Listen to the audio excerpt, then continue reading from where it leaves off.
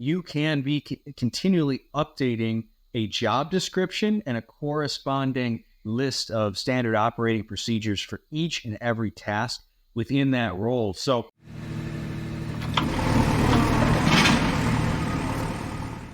what's up, everybody? My name is Mason McDonald, and along with me is my co-host, Dan Haberkost, and this is the Big Picture Blueprint. And today we're going to be talking a little bit about what it's like being a full-time investor and kind of what that transition feels like going from the corporate employee to being both a owner and an operator and an employee, and all of the struggles and challenges and techniques that we've used to be effective in our businesses. But before we get into that, Dan, how are you doing today? great, Mason. It's a new year. Business is booming, and I'm excited to just keep expanding the business, really. Absolutely. And I think that's what today is going to be talking about.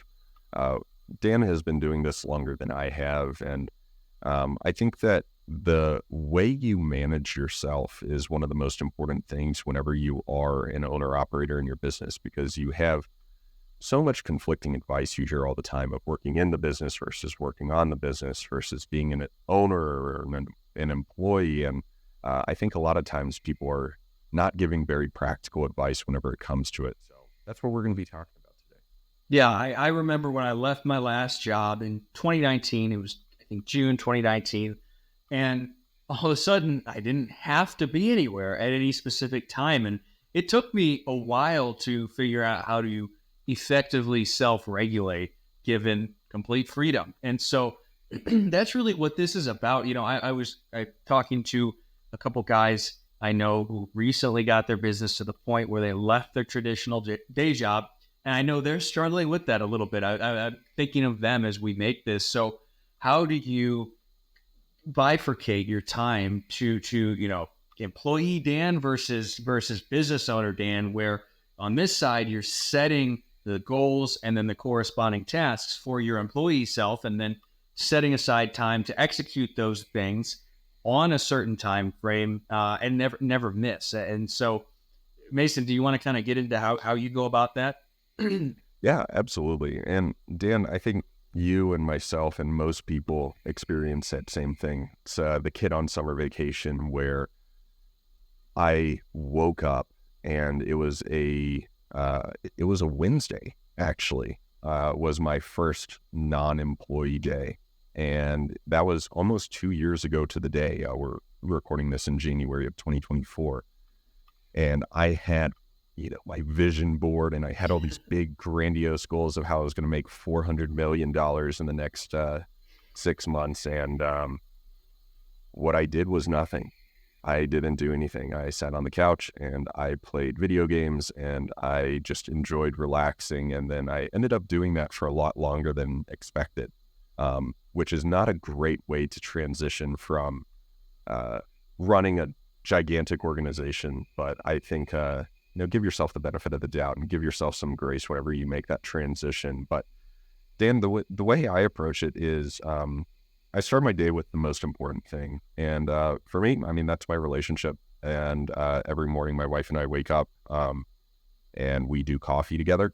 And after that, that's whenever I really get my day going. And I think to add more complexity to your question and make a long answer longer, I think it starts with the day before. I like to end my day figuring out what the highest and best use of my time will be the next day.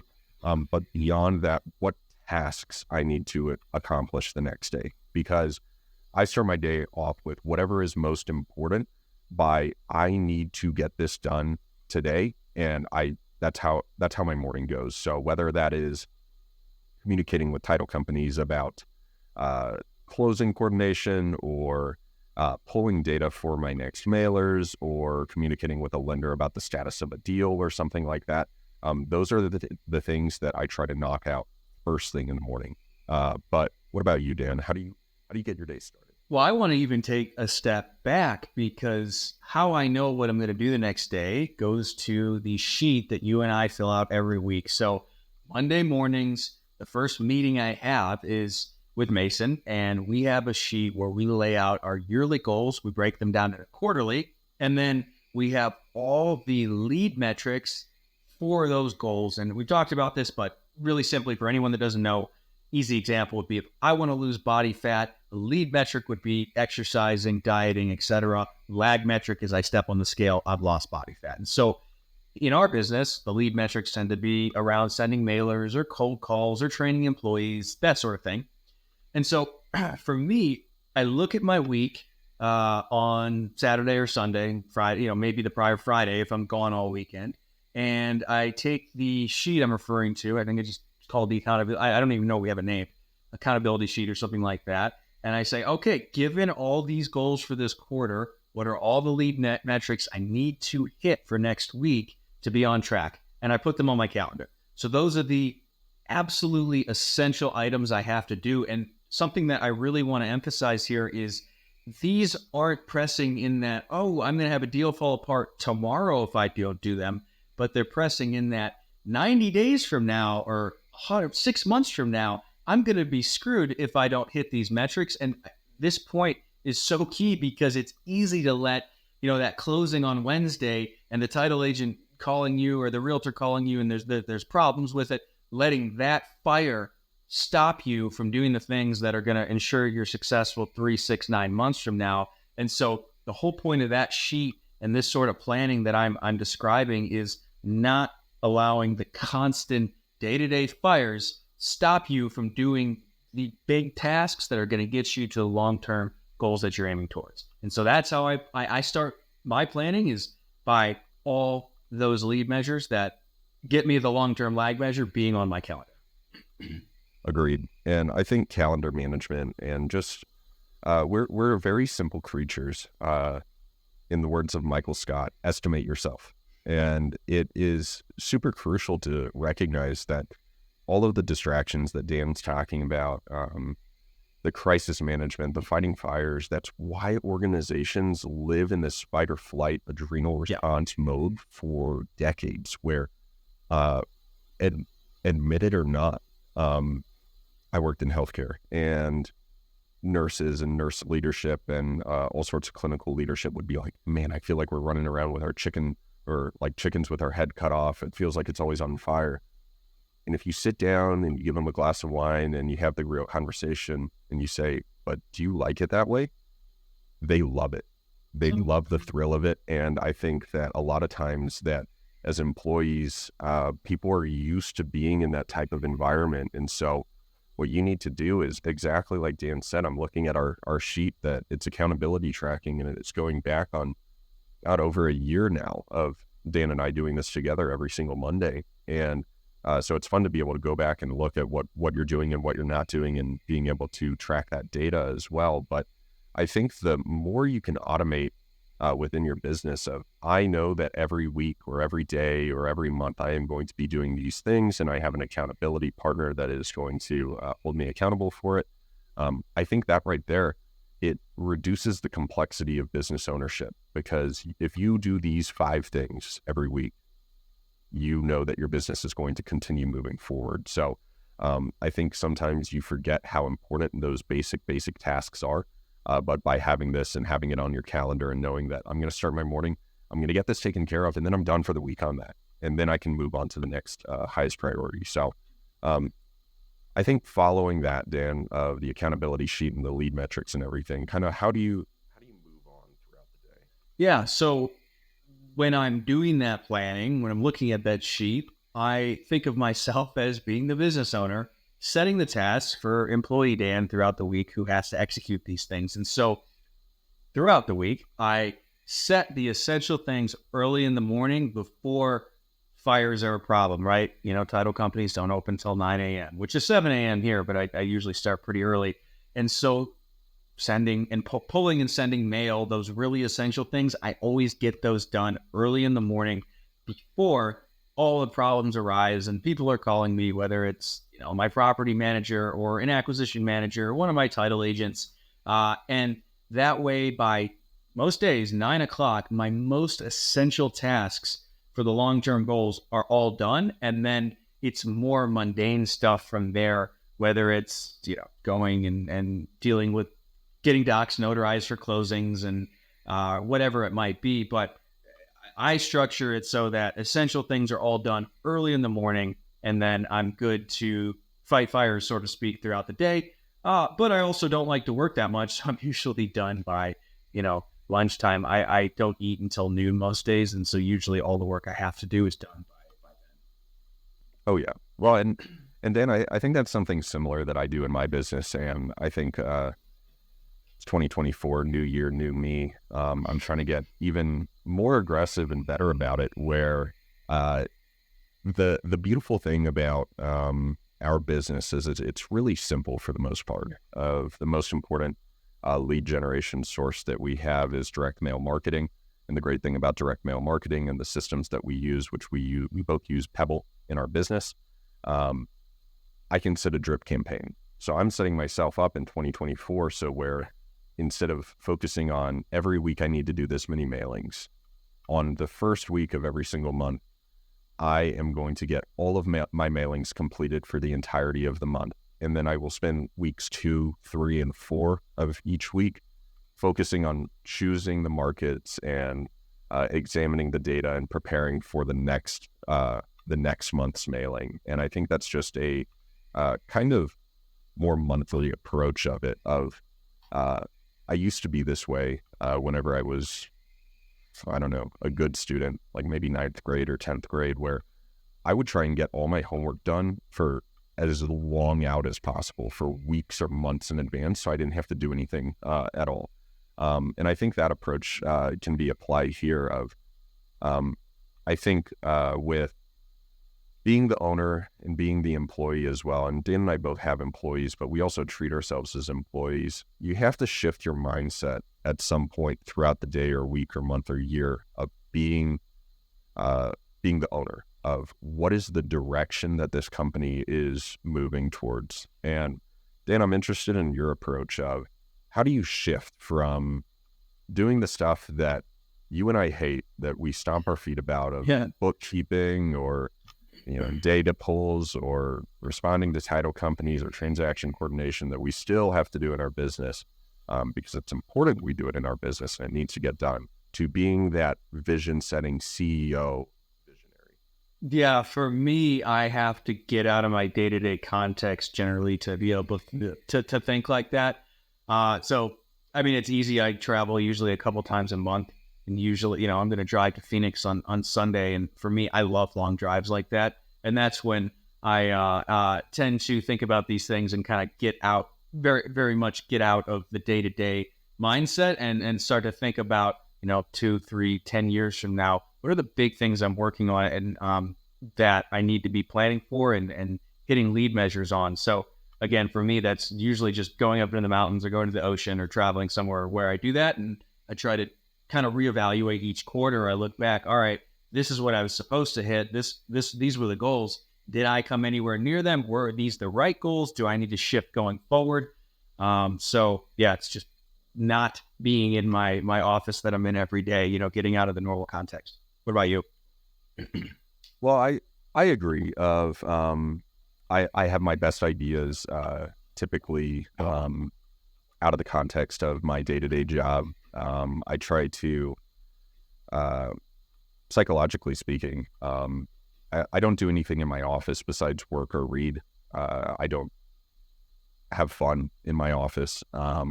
And I think that the more I can be in a flow state, but also being able to get by myself and have silent time, whether it's going on a walk or going skiing or even Dan, you and I going to the gym in the afternoons of, depending on the day that we've had, if we've been employees from 5 a.m. to 3 p.m., which is rare that we are that good of employees, our gym conversations are not good. And usually it's just silence. But if we've had good work days, I feel like some of the best ideas happen whenever we're working our body. But I want you, I'm looking, since we share calendars, I'm trying to find it on your calendar. I know that towards the end of the month, you usually have a few questions that you ask yourself And I feel like it'd be useful to share what those questions are that you ask yourself at the end of every month or quarter or whatever it is. Okay. I got this. I don't remember from who. I found this on social media. I found it to be very useful because if you don't stop, like Mason's saying, step out and look at what you've been doing. Am I actually working towards the things I want to accomplish? Or are the things that I think are getting me there, are they actually getting me there? You got to measure. And so I have a monthly check-in on my calendar for the final Friday of the month. And the first question is, what really matters in life? Am I dedicating the necessary energy to it? And business is not at the top of that list. Are my current systems and habits aligned with my long-term goals? What do I need to cut from my life to operate more efficiently? That's a good one. I have some more aggressive ones I put in there for myself that I'll brush over. But the last one is, what are you avoiding that you know you need to do? And that one always gets me because we always have stuff that we know we need to do, but we're avoiding. You know, I had to let someone go last week, and I know I probably should have done that a month ago. And it's not fun to do that, but asking yourself that question helps to, you know, create some self-awareness and go and handle the things you need to handle. So I have found those 4 questions to be incredibly valuable, and they help keep me on track each month.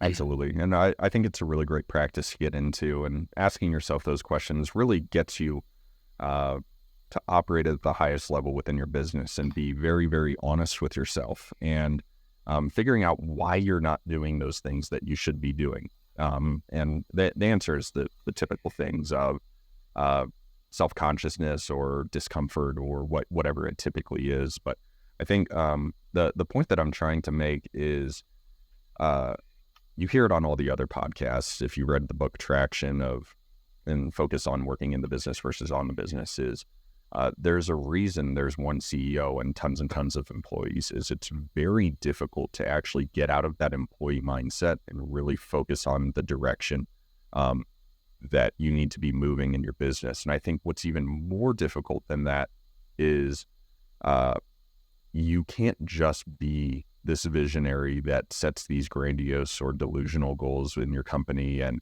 doesn't have the ability to execute on them. And I think that's why we're focusing so much on that employee part at the beginning of the day, and why we think it's, both of us agree of, it's very important to be an employee in your business as you are transitioning. Dan and I are both in our 20s. We realize we're young and dumb and still have a lot to figure out, but hearing that people should just jump into business and be an owner and not have any idea of how the operations of the company work and what it takes. I see so much more consistent failure and frustration with the employees of organizations where the owner or executive have not done that job. So I think being able to shift those roles and try not to operate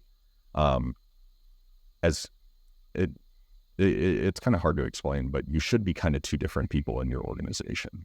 No, I'm glad you brought this up because it's so idealized in the podcast world and the business self-help world about working on the business, not in the business.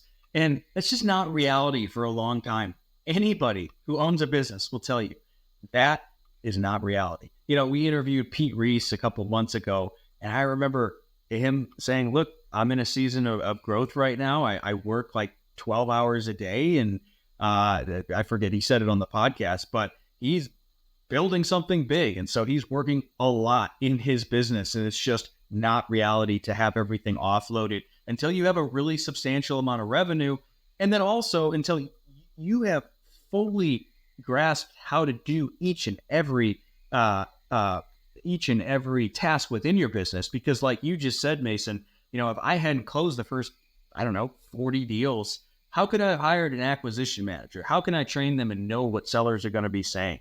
And so, yeah, I think there's so much bullshit repeated on podcasts over and over again. And this is one of those things.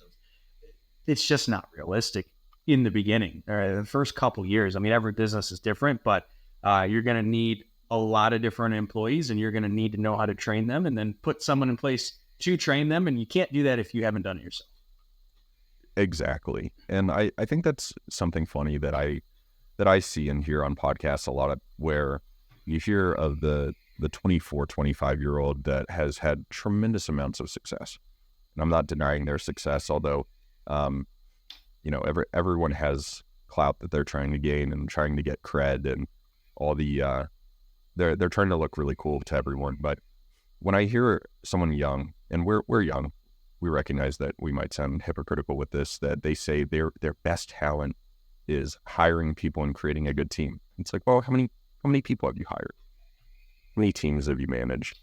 And I'm not of the mindset of you have to have decades of experience to do it, but, oh, this is your first person you've hired. You're not good at hiring. You got lucky. Yeah. And I think that recognizing that it does take time to get good at something, and that if, just like Dan said, if you don't understand fundamentally the operations of your business, you're not going to be able to train someone effectively.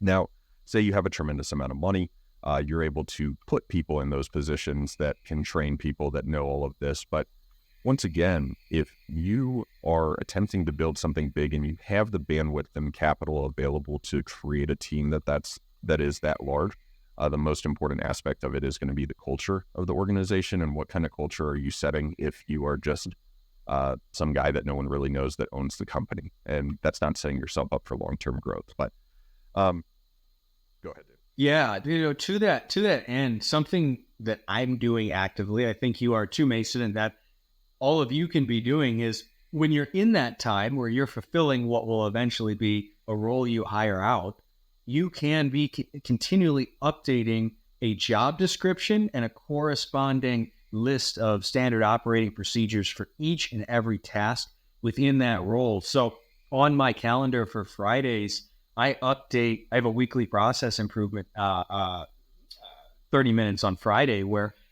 I update SOPs, right? From an acquisition manager, hiring a transaction coordinator is the next step, along with the acquisition managers here. And I'm working on building out that job description and all the SOPs that go with that. And so even though I still do a lot within my own business, I have all the standard operating procedures built out for everything. And so when I do go to hire an admin, which is on my list for Q1, the whole job description is built out, and everything that I need to hand them day one is ready. And so start doing this ahead of time. Even if you're not ready to hire, start recording everything you're doing. I don't like do it once and then offload it, because again, that's how many people that actually own successful businesses have done that. No, it tends to be people that are full of shit. You're gonna have to do it a lot of times, but you can start the SOP so that you can then modify and improve it as you go, each iteration, and eventually hire someone for everything you're doing, but not right off the bat. Absolutely. And I think that we've talked a little bit about the approach to our day, of starting the day with the highest priority tasks, whether that's focusing on the lead measures of the business, or just getting the things done that you need to get done. And then for the working on the business, we talk about kind of getting out of that environment. And then just in general with the operation of the business, what Dana's saying is absolutely crucial, where everything that you're doing, whether you hate it or love it or suck at it or are great at it, you need to be documenting it, because if you're expecting growth within your organization, that right there is what you're going to be focusing on. Where, just like Dan said, with the creation of the job description for the admin or transaction coordinator, where him and I actually have shared documents on this, where you know what those tasks are the ones that Dan and I hate doing. Yeah. That's whenever we update it of, holy crap, I just spent 2 hours of my day going back and forth with this title company about this issue here that was very simple, but I'm the person in that role that needs to be doing that. And so whenever you have those moments of, okay, this is a simple task that needs to be offloaded at some point because it took time away from me being able to actually go focus on some of these other things, document it. And the more documentation that you have, the more that you are editing and recognizing that your business it's an entity. And the United States treats entities as people. So view it as a living thing. All of your documents should be living. There is no process or standard operating procedure that shouldn't be getting reviewed on a consistent basis because the markets change. Your process should be becoming more and more efficient. If you don't feel like, if you feel like you've created the perfect process, fantastic, share it with us. You have our contact information, but I think the more time you can be spending, especially towards the end of the week or the end of the month, on going back in arrears and really modifying and editing your workflow, it will greatly improve the next week, the next month, the next year as a business owner. Agreed 100%. I'm glad you brought up looking back. We hit on this a little bit, but last week I spent a good amount of time looking at every closed deal from the last 6-ish months and getting a better handle on what markets are producing and aren't producing, versus mail and cold calling. And this was very worthwhile because I did not realize the degree to which cold calling is, well, short answer, we're getting just as many deals from cold calls as from mail. And I didn't realize that. And so I'm glad that I took the time to look back and figure that out, because while the overhead attached to cold calling is far less than the overhead attached to mail, and a lot of our best deals came from it. And so it's interesting, but you have to also, along this whole conversation, in your time where you're operating more as the owner, you have to set aside time to look back in arrears, as you said, Mason, and get a handle on your numbers around whatever your marketing strategy is, your return on marketing spend, how long it's taking. Because I also saw, our mail, this is surprising to me, but more often than not, mail leads take far longer to close than cold call leads. So I don't know, but it's important that I take the time to do that. And so putting on the business owner hat and keeping track of your lead measures and reanalyzing to see what has and hasn't changed is so essential to be able to set the vision going forward. Well, and Dan, on that, I want you to emphasize how much data are you looking at? That was over 6 months of data, and I'm sending 10,000 mailers a month. So we're talking, 60-ish thousand mailers and thousands and thousands and thousands of cold calls. So that right there, I think, is something that for those of you guys that are hearing, hey, these documents are living documents, your processes should be evolving and getting better. What we are not suggesting is the things that work, the lead metrics that you set or that Dan and I are talking about that we hold each other accountable to in our businesses. It takes time to get data. If your N or your sample size is, well, I saw that last month I sent 1,200 mailers and I think I need to modify my strategy. It's useless information. In 6 months, to be honest, and Dan would agree with this, 6 months is not very much time either. No. And as we look at market conditions and changes in markets and updating our strategies and everything like that, Dan can look back at 6 months because 6 months ago he was looking at the previous 6 months. And 6 months before that, the same thing of he's got years and years of data and strategy of, hey, right now what we're seeing is this. However, my guess is, because I can see it because we hold each other accountable, you're not adapting your mailing strategy by any means of, okay, well, cold calling, we're getting more deals from cold calling right now, so I'm going to stop sending mail or I'm going to reduce my mail count by 70% and focus all of our energy on cold calling. Because the beautiful thing about a strategy where it's click it and done is while it is more expensive, it is not time intensive at all. So I think that's just more of a strategic point and a recognition of you should be looking in arrears, but make sure your data is actually substantial enough to make it meaningful. Yeah. This is something I could rant about for hours. Just basic statistics, guys. If you hear Mason say, it's about 1,000 mailers to get a deal, that does not mean you send 1,000 mailers and get a deal. It means on average, you send 1,000 mailers and get a deal. So you might need to go send 6,000 mailers to get your first deal. And then mailers, 6,001 through 10,000 gets you another 8 deals, right? Averages are not reality unless you're doing a very, very, very high volume. So guys, if you're new, please keep this in mind. right? Regression to the mean, law of large numbers. Look these things up, understand them, because number one, they're abused all the time in politics and business and by people who are trying to sell you something. And then number two, if you don't understand them, you can have your expectations just nothing meet your expectations because, again, it's only in the long run that you get that average. Exactly. Where, you're right, Dan. That's what I say is about 1,000-ish mailers per deal. So that's 100 deals over 100,000 mailers.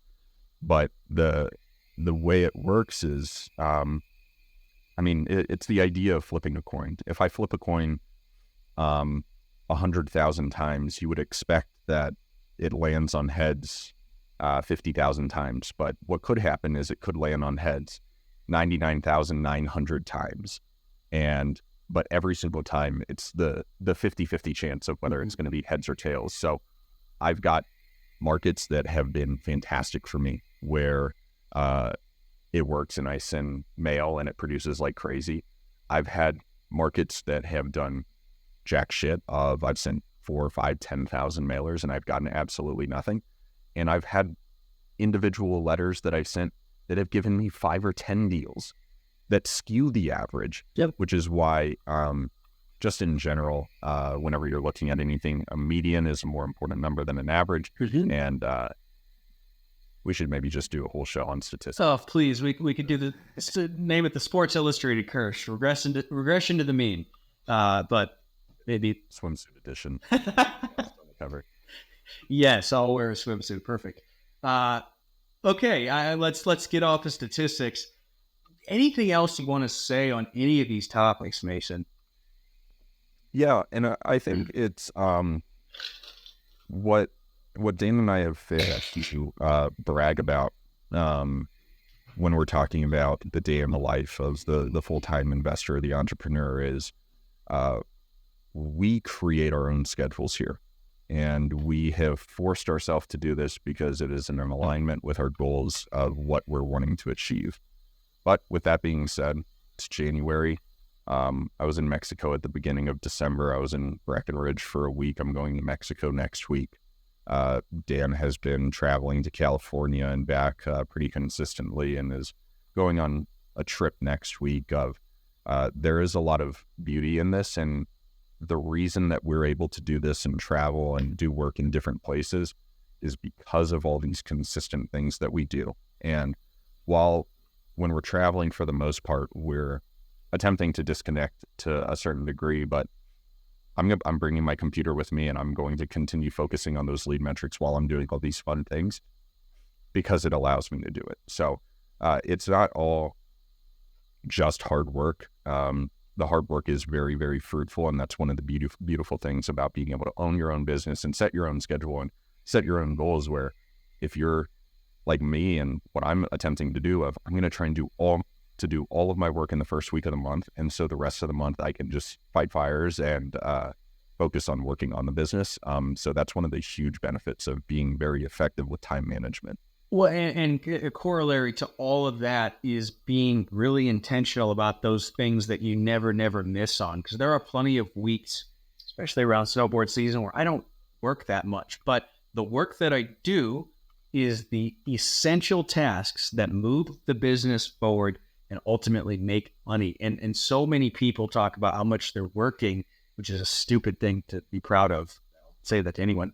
But most of what they're doing is useless. I mean, I could do a lot of mundane administrative crap and work 12 hours a day, but most of that doesn't drive the business forward nor produce any substantial revenue. And so taking that time to step back, pull those essential lead measures out of your business, put them on your calendar and never miss them is really the whole point of this conversation, because that is what will ensure that, 3, 6, 9 months from now, you're going to make money. You're exactly right. I think we drove the point home of kind of what it looks like in our day-to-day life. Of most of it is in the morning, focusing on hitting the lead metrics, and then after that, it's dealing with the normal day-to-day operations and everything that comes up. Being a business owner, working on a lot of different businesses, and then in order to really move the vision forward, get out of your consistent environment and go somewhere new, go somewhere fun, go somewhere different to allow yourself to escape and think differently. But I hope that this is useful to whether you are in the process of leaving your W-2 job and wanting to be a solo entrepreneur, or you're a current business owner owning a small business or a large business. I think it's applicable to everything that we're talking about. But this is Mason McDonald and Dan Haberkost with the Big Picture Blueprint signing off.